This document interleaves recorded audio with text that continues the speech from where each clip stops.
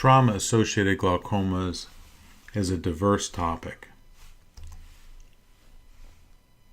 Trauma by itself can cause an inflammatory reaction in the anterior chamber that can either increase or decrease the intraocular pressure. And there are a number of other processes that can lead to intraocular pressure elevation.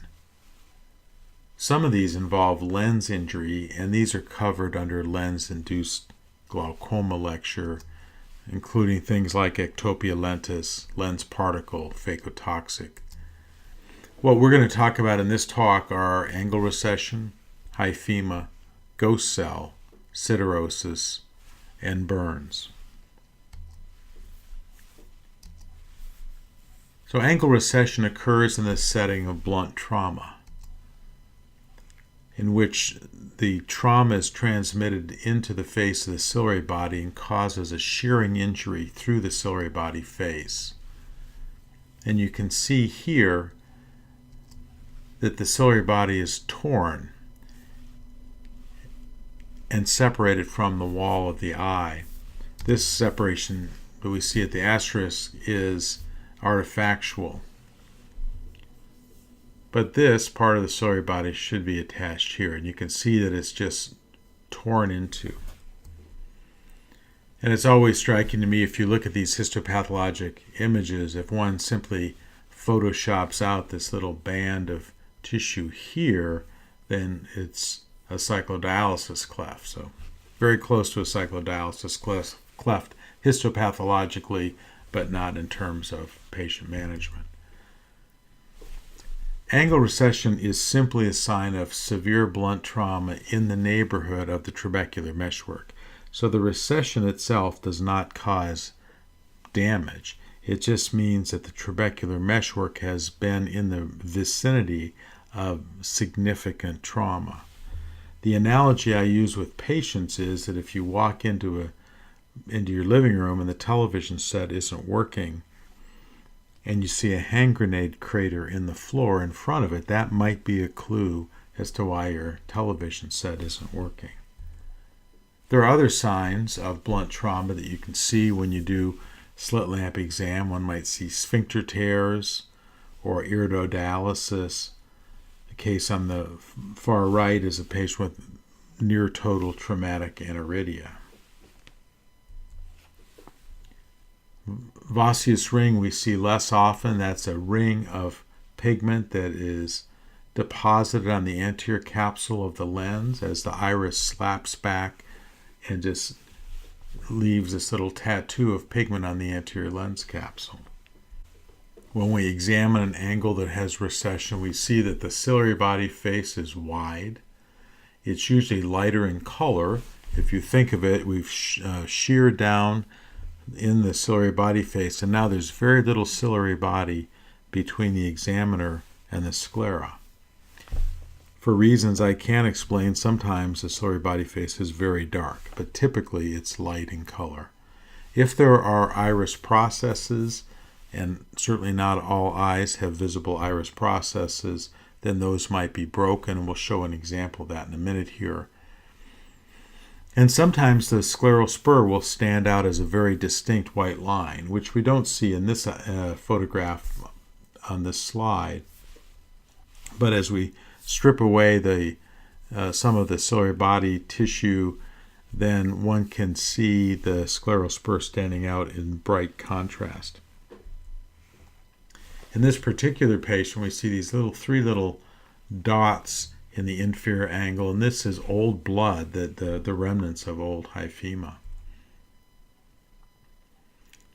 A little bit washed out photograph on the left, but this is a patient with unilateral angle recession, and when we compare the normal eye on the right and the abnormal eye on the left, we can see that the ciliary body face here is much darker than it is over here. There are some iris processes here that are not visible in this eye. The width of the ciliary body face is much wider here. Sometimes, and not often, we can see these tangential tears in the ciliary body face. And again, notice how wide the ciliary body face is. And in this eye, you can see how bright the scleral spur is here as opposed to here even. This whole area, though, is recessed. Just a video of a recessed angle. You can see the scleral spur here, pigmented trabecular meshwork, this very wide ciliary body face. And it's important to compare the two eyes. Some people who are highly myopic will have a very wide ciliary body face anyway. This patient has this tangential tear. I've shown 2 examples of this now, but it's not a very common finding. But it really lets you know that there's been trauma there if you can see the tear right there.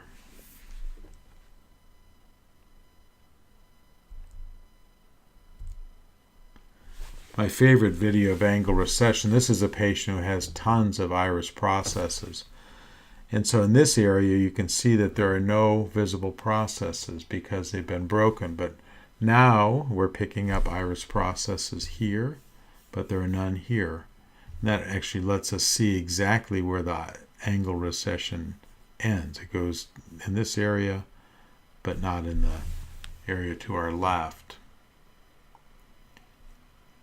Recessed, not recessed here. You can see there's iris processes and then they just start to disappear. Now most eyes don't have iris processes like this, but it really makes for a great example.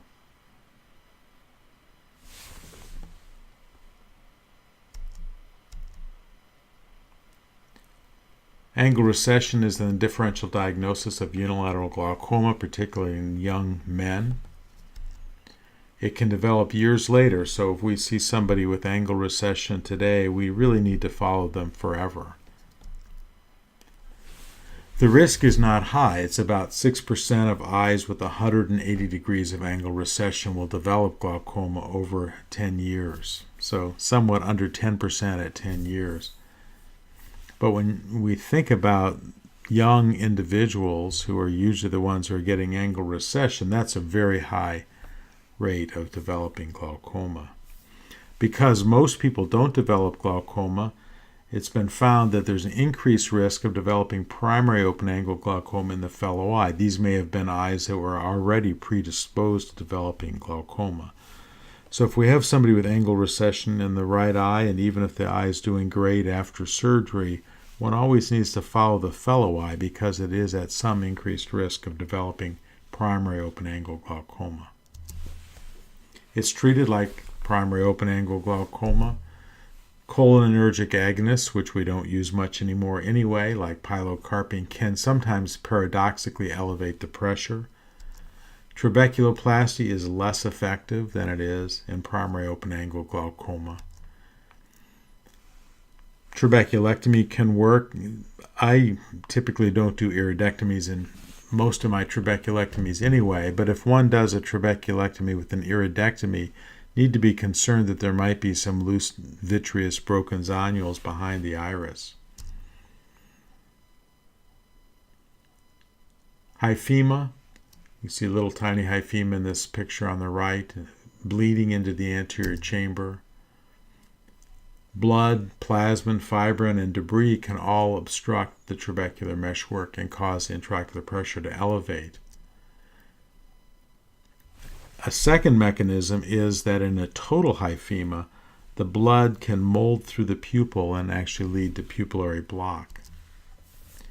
And the risk of developing glaucoma is related to the size of the hyphema. So a very small hyphema with an iridodialysis here on our left and a very large hyphema on our right. And I'm not sure that the numbers are things worth memorizing, but under 50%, the risk is pretty small. Over 50%, it's about a quarter of patients. And then 100%, it's about 50-50. And then an 8-ball hyphema, which is black and basically means that there's no circulation into this hyphema, the risk is 100%. People who have sickle cell disease or sickle cell trait even have a much harder time clearing blood from the anterior chamber because the sickled cells do not deform to go through the trabecular meshwork.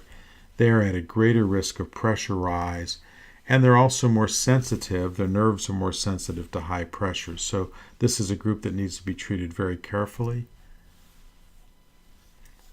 Long-standing large hyphemas in the face of high pressures can lead to corneal blood staining, as we can see here. Corneal blood staining almost looks like a dislocated lens, but this is in the cornea. There's generally a clear zone, and it's almost always perfectly round like this, or like this. One doesn't get blood staining with normal pressures usually, and one doesn't get it with the small hyphema. It really takes a very large hyphema and high pressures. The exception would be in children who have relatively permeable corneas, and so they can get corneal blood staining without a markedly elevated pressure. This is just a video of a boy who has blood staining, and this is over 14 months, just to show how long it can take for blood staining to go away. You can see it clears from the periphery in a pretty crisp margin. This is at about a year. And then finally at 14 months, the blood is gone.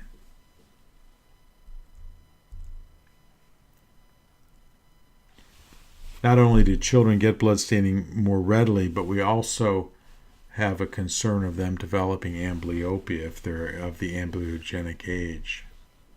Treatment is at controlling the pressure, and critical that we prevent rebleeding. And there's a lot of controversy about rebleeding and how to prevent that. Usually the first 7 days are the most critical time. We avoid blood thinners, so these people should not be put on aspirin or other things that can thin the blood. Usually protect the eye with an eye shield. Elevate the head of the bed so that the blood settles inferiorly, and typically at rest. If it's a responsible adult or a child with responsible parents, they probably don't need to be at strict bed rest. They just need to take it easy for these 7 days. Aminocaproic acid, or Amicar, has been shown to be a benefit in preventing rebleeding. It prevents contraction of the clot, but it has a host of side effects, including nausea and vomiting. And frankly, I've never used Amicar for my patients. There are conflicting reports on the benefits of corticosteroids, conflicting reports on the benefits of atropine and other cycloplegic agents. We treat the pressure with aqueous suppressants and the usual glaucoma drugs. We avoid cholinergic agonists like pilocarpine. Beware of oral carbonic anhydrase inhibitors in patients with sickle cell disease because of the risk of acidosis and perhaps encouraging sickling. And similarly, adrenergic agonists like epinephrine and dapivirine, these are drugs we don't really use anymore, can cause anterior segment vasoconstriction, which can be a problem in patients who have sickle cell disease. But in reality, these are drugs that we don't use. We typically, if we're going to use an adrenergic agonist, we would use brimonidine. Sometimes one needs to wash out the clot, and the ideal time to do this is around day 4 when the clot starts to lyse.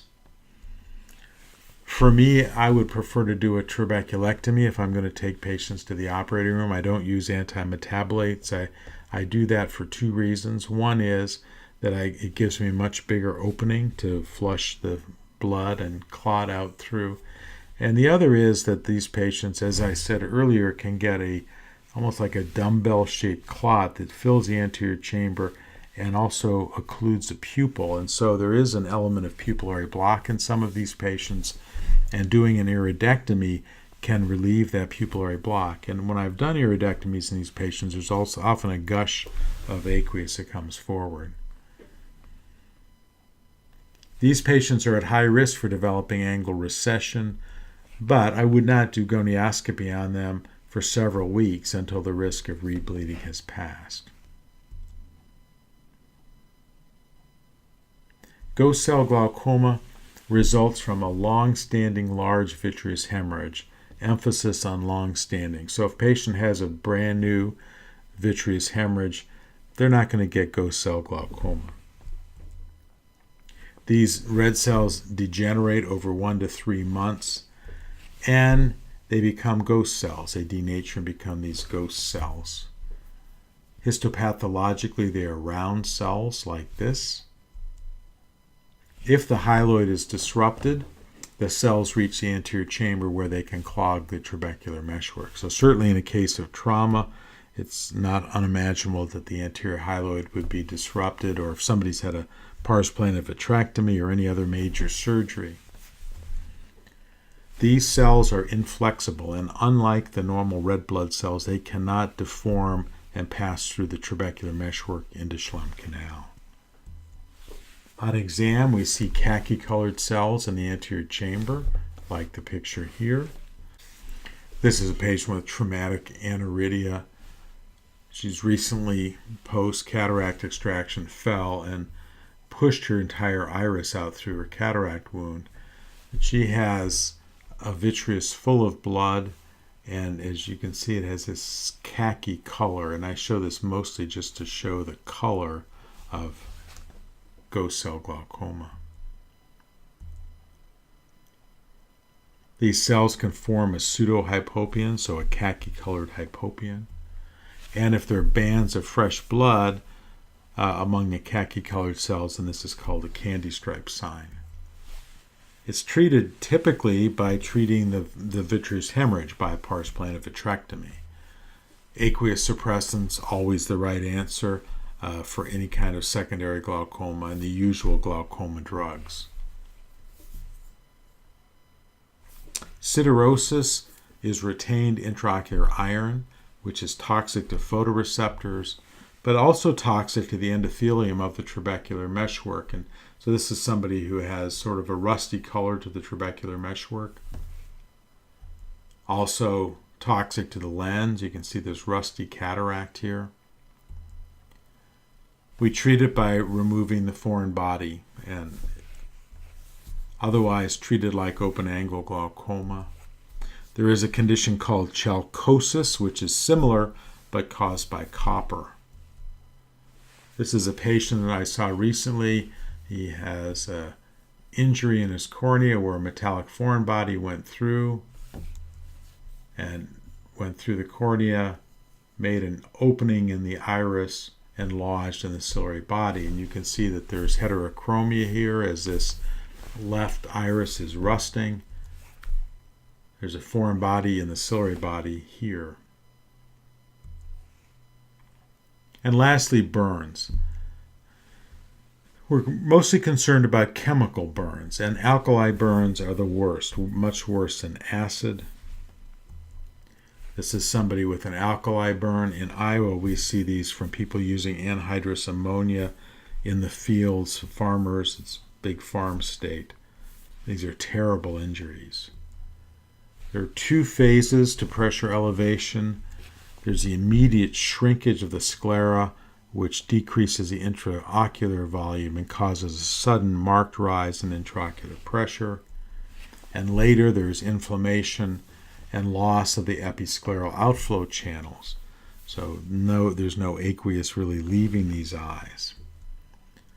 Treatment is challenging because the usual medications often don't work very well. If there's no aqueous outflow through the episcleral venous system, it's very hard to get any kind of intraocular pressure control. If the conjunctiva is completely damaged, then surgery is very challenging. Often the only viable surgical option for these patients is cyclophotocoagulation. So a lot of topics here. Traumatic glaucoma covers a wide swath of different mechanisms.